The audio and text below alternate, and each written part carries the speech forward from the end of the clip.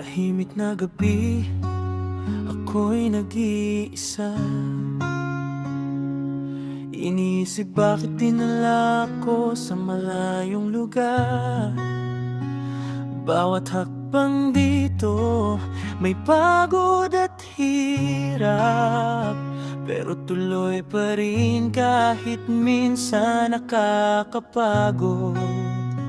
Tanong ko sa sarili, bakit ganito? Bakit puro laban na lang, puro sakit ang nararanasan ko? Pero sa bawat hirap may tinig na bumubulong. Anak, lakasan mo ang loob mo. Minsan parang hindi ko na kaya, minsan parang gusto ko nang sumuko. Pero may boses na paulit-ulit, anak, hindi ka nag-iisa. Di ka dadalhin ng Diyos sa bansang malayo kung hindi niya planong palapitin ka sa pangarap mo. Kahit mahirap, may dahilan ang bawat lungkot at bawat hirap. Di ka dinala sa malayo, dinala kaya para mas mapalapit sa pangarap mo. Sa bawat araw na lumilipas, may pinto na biglang bumubukas. Hindi mo man makita ngayon, may hinahanda siyang mas maganda para sa'yo. Araw-araw parang walang nangyayari, pero sa katahimikan may himalang nang hihintay. Palagi pag may pinto na magbukas, iyon na ang sakot. Tiyaga lang, tiwala lang, may magandang darating. Huwag matakot at kahit malayo ka, hindi ka niya pababayaan. Sa bawat gabing pagdarasal mo, unti-unti niyang pinapakinggan.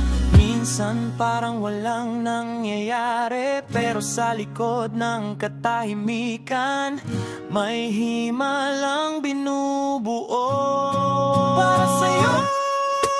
Hindi ka dadalhin ng Diyos sa bansang malayo kung hindi niya planong palapitin ka sa pangarap mo.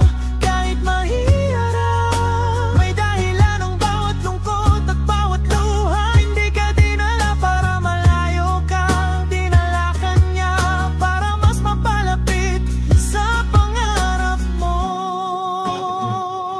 Huwag bibitaw, may naayos siya ngayon para sa iyo. Pag dumating ang tamang panahon, maiintindihan mo rin tama lahat ng ito. Lahat ng pagod mo may balik, lahat ng tanong mo may sagot. Kaya tuloy lang, tuloy sa pangarap mo. Hindi ka dadalhin ng Diyos sa bansang malayo kung hindi niya planong palapitin ka sa pangarap mo. Bawat hirap, bawat luha, patunay na hindi ka pinapabayaan. Dahil ang paglalakbay mo ay daan papunta sa pangarap mo.